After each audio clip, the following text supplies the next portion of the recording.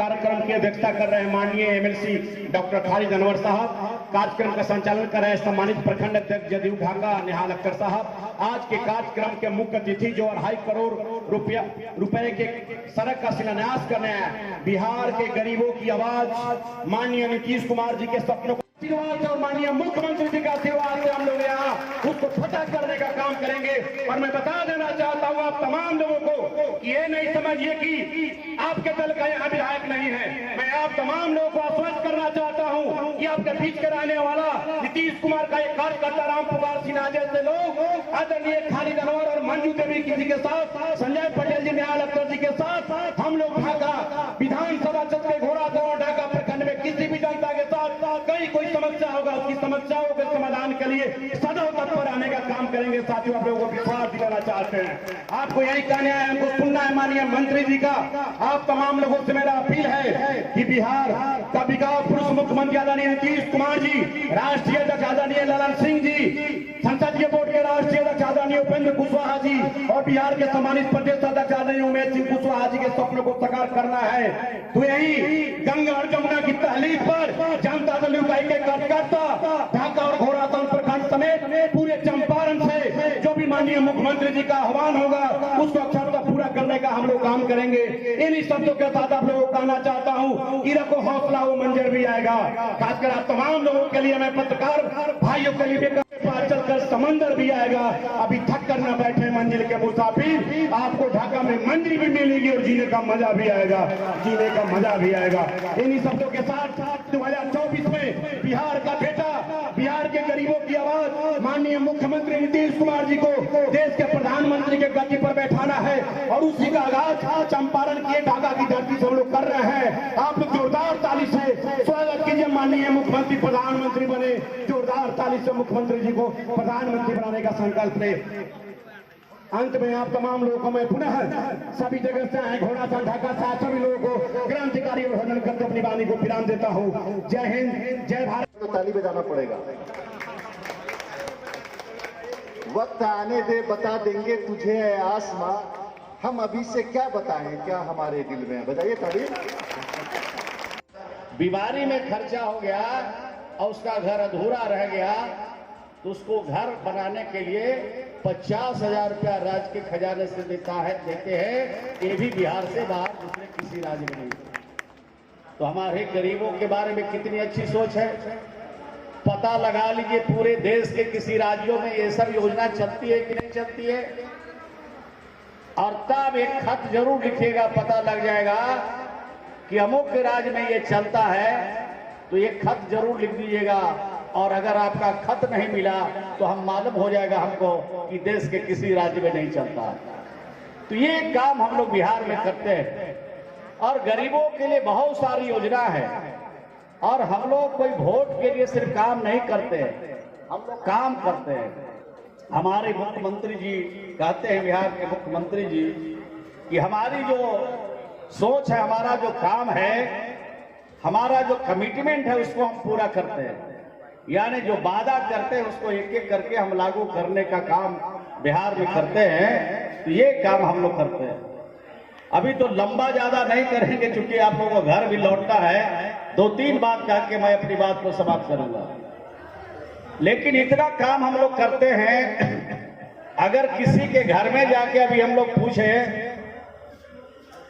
कि आपको सरकार से कोई लाभ हुआ कि नहीं 17-18 वर्षों में, जब से नीतीश कुमार जी का शासन है, आपको कोई फायदा मिला कि नहीं मिला, एक आदमी नहीं बोलता है कि कुछ फायदा मिला है।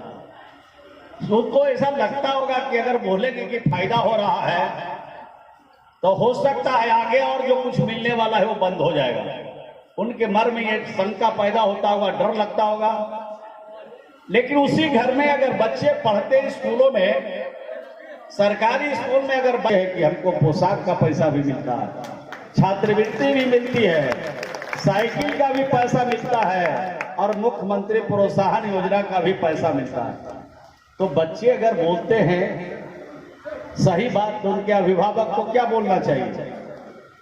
अभिभावक को बोलना चाहिए कि नहीं बोलना चाहिए? उनको कहना चाहिए कि नहीं बिहार पहला राज्य है जहां जो हमारे वृद्धजन है 60 वृद्धजन जिनका उम्र 60 वर्ष हो गया, ये बिहार पहला राज्य है रहेगा पेंशन मिलेगा आपको। ये बिहार पहला राज्य है। हमारे मीडिया के लोग भी बैठे, अब मीडिया के लोग तो छानते रहते हैं, पकड़ते रहते हैं कि कहां कहां क्या हो रहा है, तो पता लगाइए। यानी 36,86,000 लोगों को बिहार में, जिनका गरीबी रेखा में नाम नहीं था और जो इच्छुक थे लेने के लिए, पेंशन लेने के लिए, उनको 400 रुपया के हिसाब से 36,86,000 लोगों को बिहार में वृद्धा पेंशन दिया गया। 1 महीना के अंतराल पर 3 कागज उसके पास होना चाहिए। पहला कागज उसका वोटर आईडी कार्ड होना चाहिए, जिसमें उसकी उम्र 60 वर्ष होनी चाहिए। दूसरा, उसके पास आधार कार्ड होना चाहिए। और तीसरा, बैंक में खाता रहना चाहिए।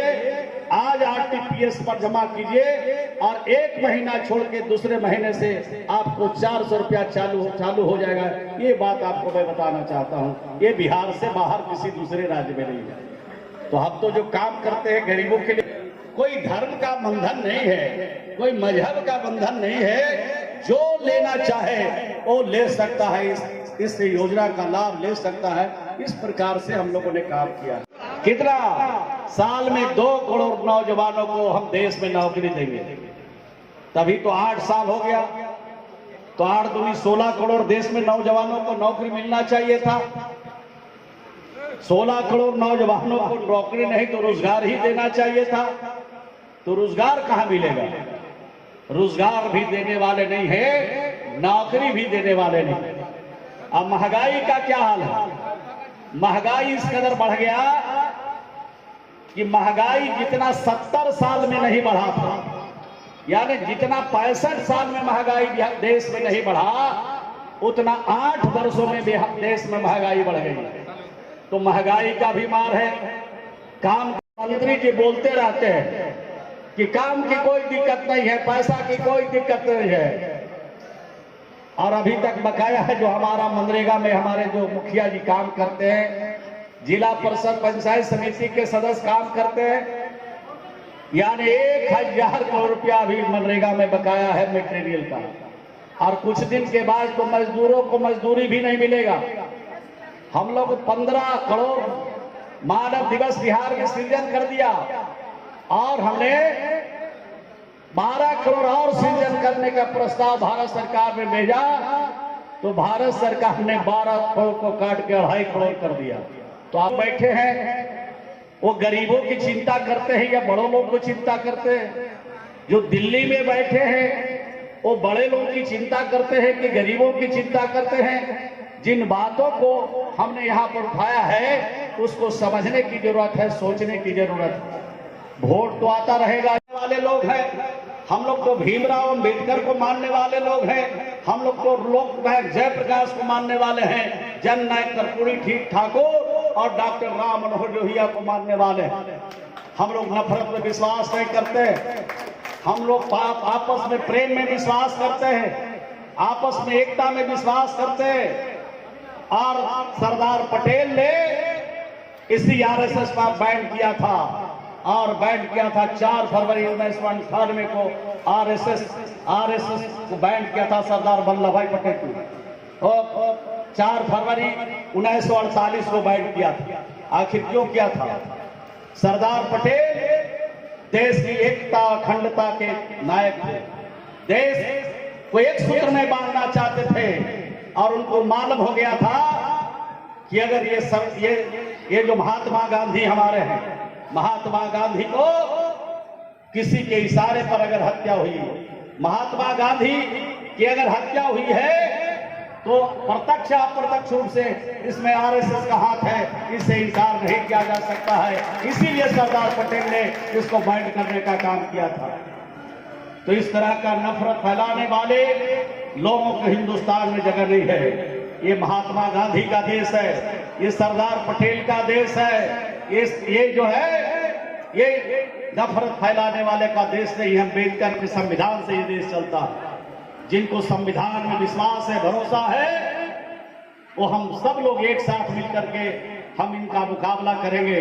और आने वाले हर चुनौतियों का जवाब देंगे। आज आते हैं भारत के गृह मंत्री आते हैं, कहते हैं डरने की जरूरत नहीं है। उनको नहीं मालूम है कि जब तक बिहार में नीतीश कुमार जी के शासन है, बिहार की जनता का बाल बाका कोई नहीं कर सकता है। ये बात आपको मैं बताना चाहता हूं। हमने समाज को जोड़ा है, हमने नफरत फैलाने वाले को रोका है, हमने नफरत फैलाने वाले से नफरत किया है और प्यार और मोहब्बत बांटने वाले से हमने उनको गले लगाने का काम किया है। इसी के साथ हम बिहार में आगे बढ़ रहे हैं और हर चुनौतियों का सामना हम लोग करेंगे। कहते हैं देश के प्रधानमंत्री क्या कहते हैं? देश के प्रधानमंत्री जी कहते हैं सबका साथ और सबका विकास। तो सबका विश्वास कैसे आप जीतिएगा जब समाज में तनाव पैदा करेंगे आपके लोग, समाज में गलत बयानबाजी करेंगे आप, एकता विखंडित होगी और जब एकता विखंडित होगी तो भारत और बिहार कोई भी राज्य और कोई भी देश